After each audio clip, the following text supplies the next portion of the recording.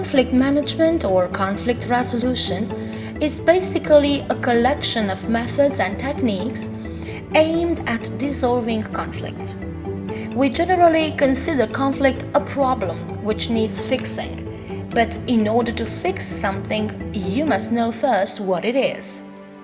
Conflict, as many concepts we've discussed here, has no universally accepted definition.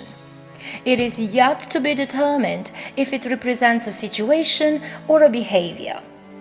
The closest thing to a definition was elaborated by Rahim in 2010, who sees conflict as an interactive process manifested in incompatibility, disagreement, or dissonance within or between social entities.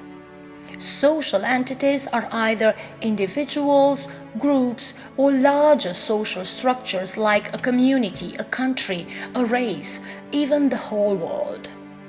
Personalities, attitudes, values, and beliefs of social entities may be incompatible. Disagreements are often generated by conflicting interests. You want something, the other party wants something else. And dissonance is actually the lack of accord that generates fundamental conflicts. Another characteristic of a conflict is interaction, not action. Aggressing someone, criticizing or taunting a group or community is not a conflict unless the targeted individual or group equivalently replies, either directly or indirectly. Conflicts have stages. They evolve, grow, and change intensity. This process of increasing intensity is called conflict escalation.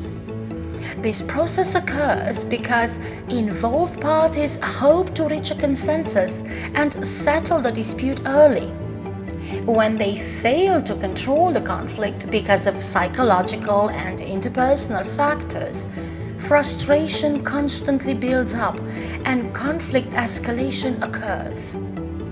Conflict escalation is made up of several subsequent stages. The first three are uncertainty and commitment, perception and misperception, and misperception of motivations. In the first stage, uncertainty and commitment, doubts and uncertainties are replaced by a firm commitment to one of the group's position by bringing arguments or rejecting or bringing counter-arguments that disconfirm their views.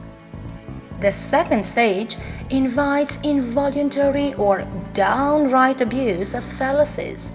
Thus, the opponent's inferences about the other personal qualities tend to get distorted by intense emotions. The third stage brings up mistrust of each other's motivations, making the conflict particularly hard to solve by getting back to a perceived disagreement between parties. This misperception is further amplified by competitive types. The next stages of conflict escalation are misattribution, reciprocity, and finally irritation and anger.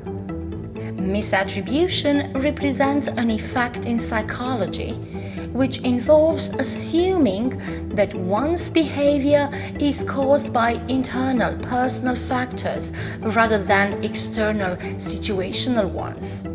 This makes the parties consider the conflict unsolvable. In the reciprocity stage, it's clearly one against the other, and it's obviously a competition. Therefore, each criticism or argument against one party is met with a more visceral retaliation, and an upward conflict spiral is formed. This steadily escalates and further distorts the conflict. Finally, the build-up of negative emotions becomes anger, emotional expressions engulfing the conflict, while replacing at the same time the rational argumentation. But how can we possibly solve conflicts then?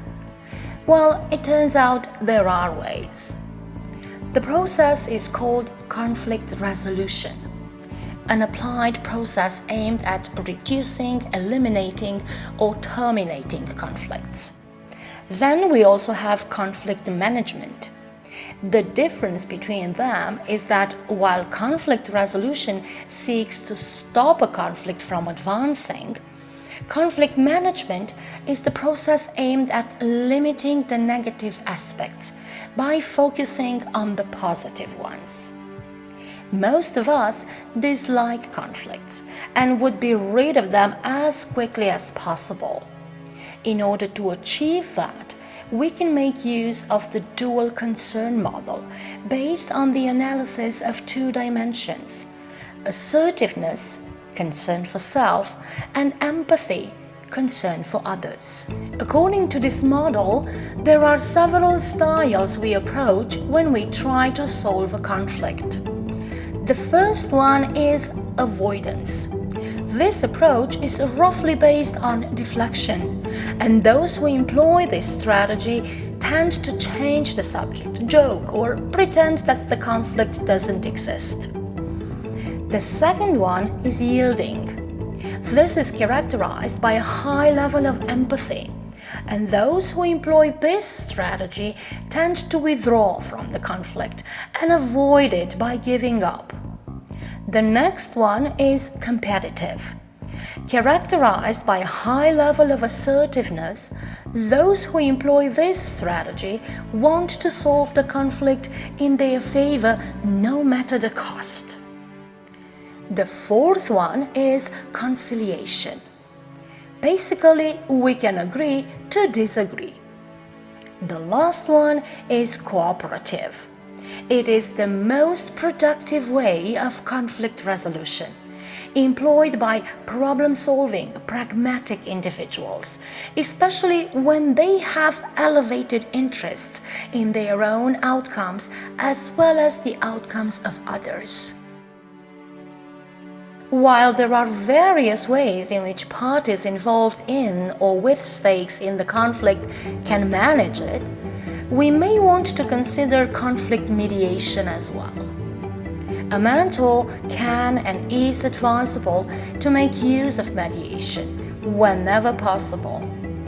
But do not forget that a mediator needs to be considered unbiased by both parties, clear-headed, and in a position with informal authority over the parties.